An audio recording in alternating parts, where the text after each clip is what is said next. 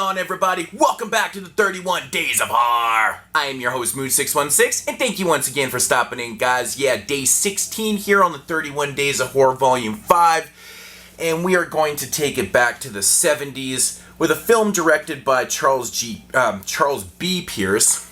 He's mostly notable for directing The Legend of Boggy Creek and The Town That Dreaded Sundown.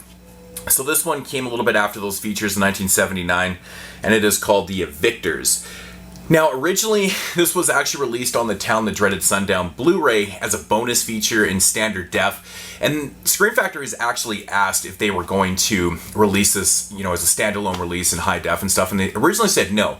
But a couple years later, somehow their minds got changed, or something happened, I think maybe with finding a good print or something. I'm not really too sure what the story was behind that. We get a standalone release of The Evictors, which is really cool. So this one right here, starring the late Vic Morrow, who ultimately was killed tragically during the making of the Twilight Zone movie.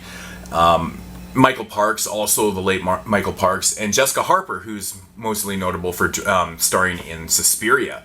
So pretty interesting cast right here of faces and stuff. So getting into the premise of this one, basically it's about Michael Parks and Jessica Harper's character. They're a married couple. They've just moved from New Orleans to a smaller town in Louisiana because he's got some work out there, plus it's actually a lot more affordable for them to live because they can actually buy their own place in this small little town.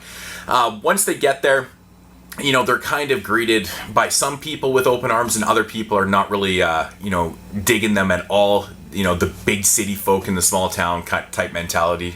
And, they're receiving notes to, get away from the house, move out of here and stuff. You're not welcome and things like that.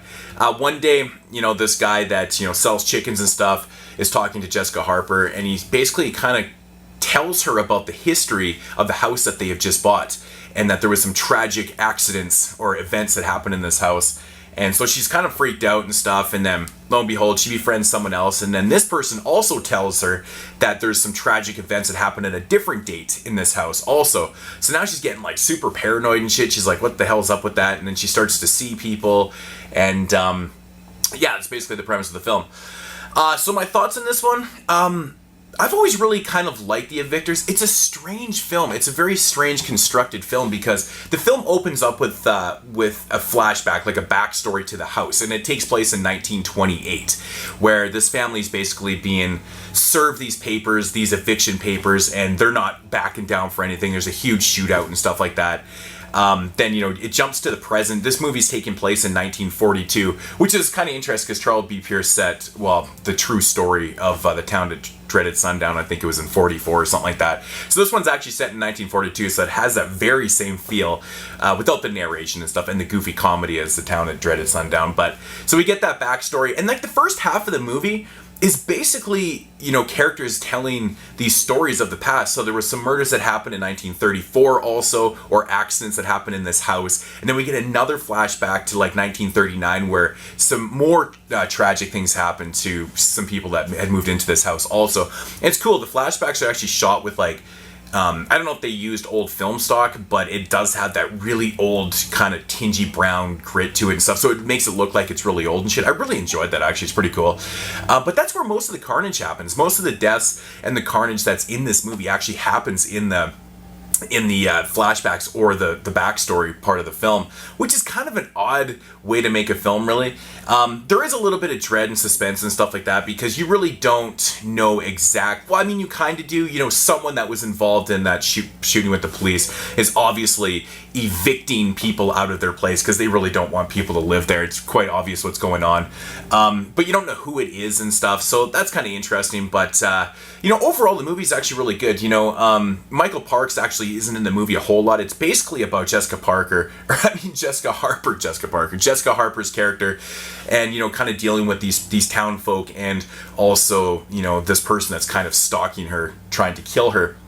Yeah, because he's off doing this work and stuff, and he kind of comes and goes, and so he's not really in the film a whole lot. Vic Morrow actually plays the real estate agent that sold them the house, and and there's also towards the end of the film there's some twists and turns also that you get some reveals and shit, which actually the way the reveal the way one of the reveals is shown to you is actually quite ridiculous, considering they basically show you a prop, not like a prop, but something on this personnel that they showed in the beginning of the film, so it would have happened in 1928, and it's like, and now it's, you know, at the end of the film, it's like later in time, like 1947 kind of thing, and that prop is still broken. You know, it honestly doesn't really make any sense. If you've seen the film, you know exactly what I'm talking about. It's kind of silly that that's the way that twist was presented to the audience. I don't know. It's kind of ridiculous, but the ride there is actually pretty good. You know, the set pieces, the cinematography is fantastic. Again, this story, just like the town that dreaded sundown, is actually based on true events. I don't know how true this story is or if it's totally fictitious. It does say that it's based on true events, and there was obviously something up with this house in this small town, Louisiana, that people were getting murdered and stuff like that. By the end of the film, it actually does have a little bit of narration. I swear it's the same guy that narrated the town that dreaded sundown. I cannot say dreaded sundown. Yeah, no, it's a decent film. It's a decent film, but I always wish that there was a little bit more carnage in, you know, the present day part of the film. That was kind of the part that was a little bit lacking. There is a moment in this film too where something happens to Michael Parks, and I'm just like, man, you know, it's one of those moments in film where you go, really, like, that's actually going to go down like that? It's absolutely ridiculous. So, but lo and behold, I actually really enjoyed this film for what it is.